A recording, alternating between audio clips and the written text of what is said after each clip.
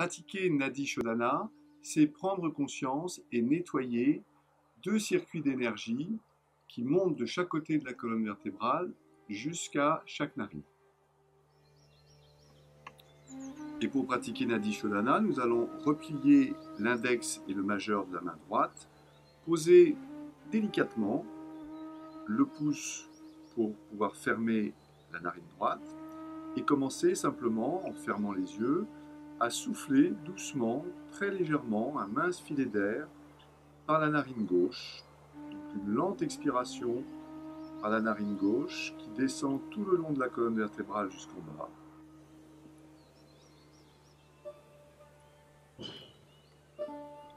Et ensuite, très lentement, une inspiration qui remonte de la même manière depuis le sacrum, tout le long de la colonne vertébrale à gauche, jusqu'à la narine gauche. On inspire très lentement un filet d'air, comme un fil de soie, très doux, très lent, très profond, très calme.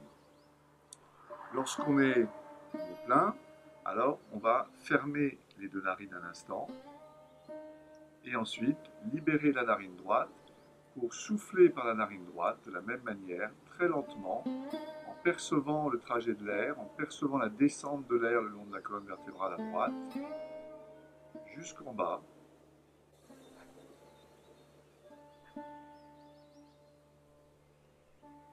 Et ensuite, remonter sur tout le côté droit de la colonne en inspirant.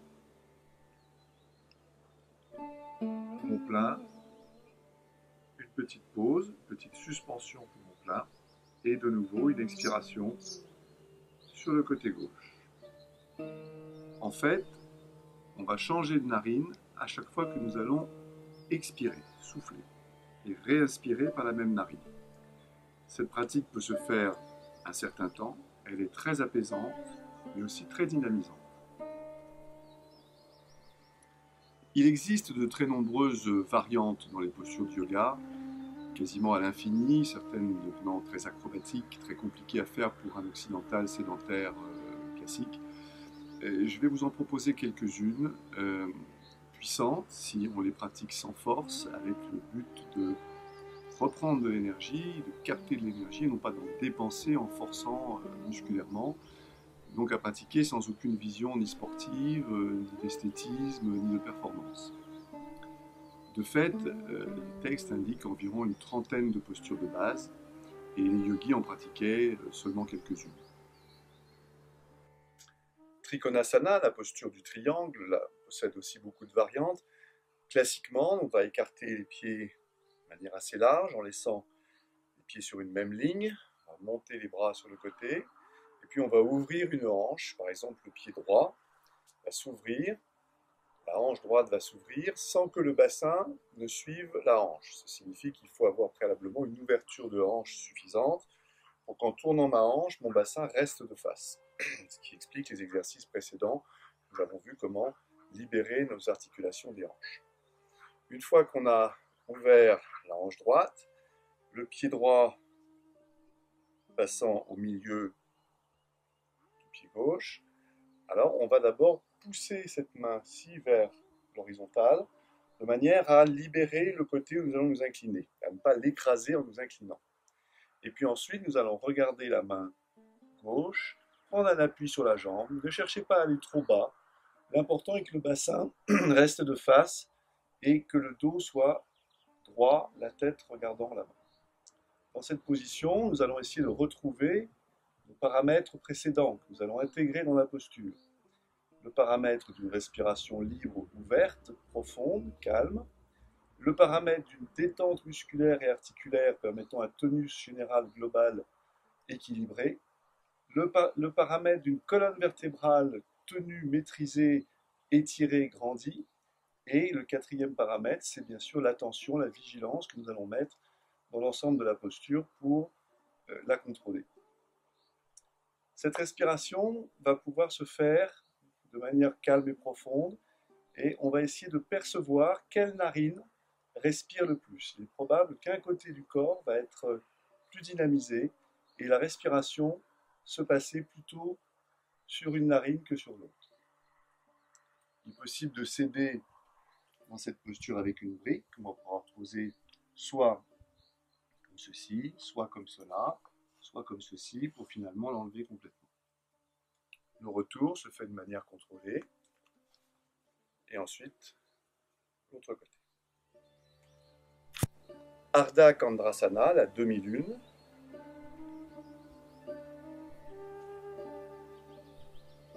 On peut se prendre au début contre un mur pour vérifier l'ouverture de la posture.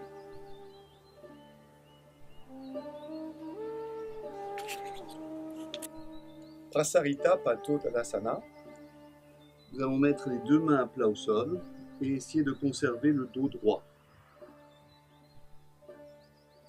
Il sera ensuite possible de tourner une main, placer au milieu des pieds les doigts vers l'intérieur et de monter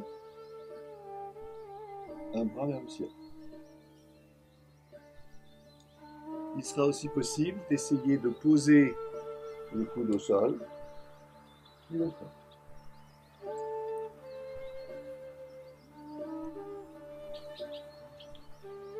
Virabhadrasana, la posture du guerrier. D'abord pousser le genou de manière à effacer le pied, reculer le buste du genou sans contracter les épaules. Garder le bassin de face, faire en sorte que la jambe arrière n'attire pas le bassin en arrière. Le bassin reste de face, les épaules aussi. La tête est droite et on va simplement soulever la jambe arrière en gardant la poussée du genou vers l'avant et ensuite monter les bras et regarder le pouce.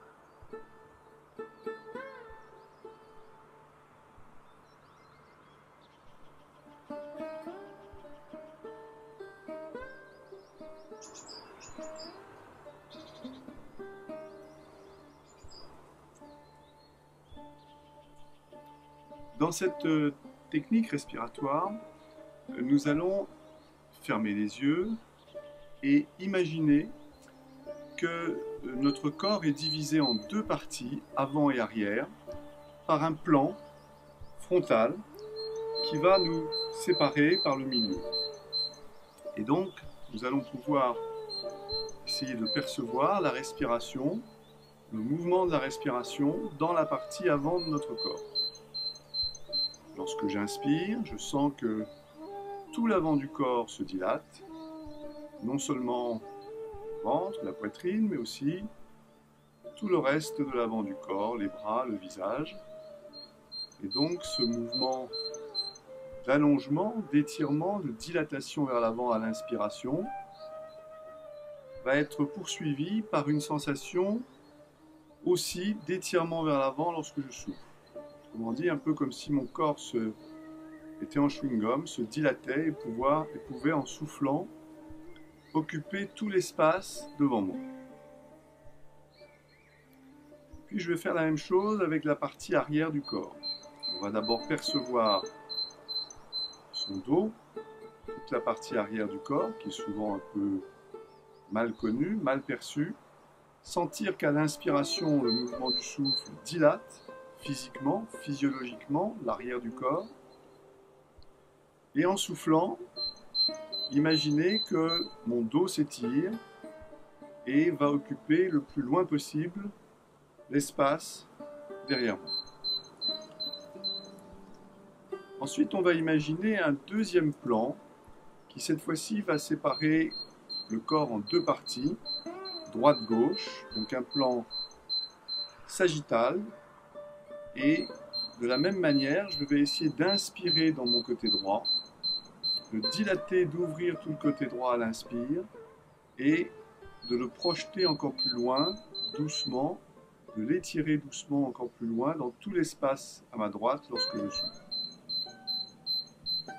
On fera ensuite la même chose avec la partie gauche du corps. Une grande inspiration qui ouvre tout le côté gauche du corps. Une grande expiration qui l'étire le plus loin possible en occupant l'espace à gauche. Et puis je vais imaginer un troisième plan, cette fois-ci horizontal, situé un petit peu en dessous du nombril, qui donc va séparer cette fois-ci mon corps en deux parties, une partie inférieure et une partie supérieure.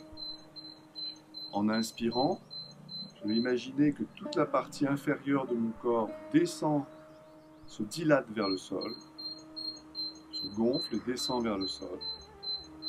Et puis en soufflant encore plus, toute la partie inférieure du corps s'ancre dans le sol. Lorsque j'inspire ensuite, la partie supérieure du corps se dilate vers le haut. Et en soufflant, comme si une montgolfière montait vers le ciel, toute la partie supérieure du corps s'allège et s'élève. Et maintenant, nous allons réunir les différentes parties, réunir la partie avant et la partie arrière, la partie droite et la partie gauche, la partie inférieure et la partie supérieure. Et lorsque nous allons inspirer, le corps va se dilater dans toutes les directions à la fois, vers l'avant, vers l'arrière, à droite, à gauche, en bas et en haut, et donc se dilater dans une grande sphère à l'inspiration. Et cette sphère va encore s'agrandir, va encore aller plus loin, va occuper le maximum d'espace, de manière très souple et très fluide, en soufflant. Et ainsi, les deux temps de la respiration sont deux temps d'expansion, d'ouverture et de dilatation du corps. Au-delà des techniques qui peuvent évoluer et changer de manière quasi infinie, les quelques principes que nous avons étudiés et travaillés ensemble nous permettent peut-être de construire le début d'un chemin de progression et de recherche utile pour avoir une vie meilleure. Les grands textes nous disent que les 4 manifestations du divin dans notre monde sont la connaissance parfaite, Mahesvari, l'énergie de transformation et d'action, Mahakali, la capacité d'harmonisation et de beauté, Mahalakshmi, et la capacité de perfection dans les plus petites choses, Mahasarasvati. Puissions-nous, par une pratique régulière, faire de la place en nous pour accueillir un peu plus chaque jour, un peu plus de sagesse, un peu plus de force et d'énergie, d'harmonie et de perfection. Akandamandalakaram vyattam yena characharam tatpadam darshitam yena tasmai shri gurave namaha. Om ajnanam timirandasya nyananjana shalakaya chakshurunmilitam yena tasmai shri gurave namaha.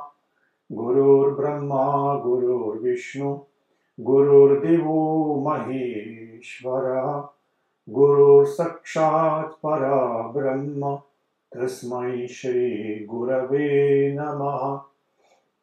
Shuddhaspati Sankasham Dvinitram Karunanidhim Varadabhayahastam Cha Shri Guru Shivarupinam Bhaktajnanatamo Bhanum Murni Pankaj Samstitam Sada Shivamaya Nityam Shri Guru Pranamam Yaham Matangi Bhuvaneshwari Cha Bagaladumavati Bhairavi Tarachina Shirodhara Bhagavati Shyama Rama Sundari Datumna Prabhavanti Vanchita Palam Yasya Prasadam Vina Tam Vande Shivarupinam Nijaguru Sarvata Siddha Pradam Amsabhyam Parivritta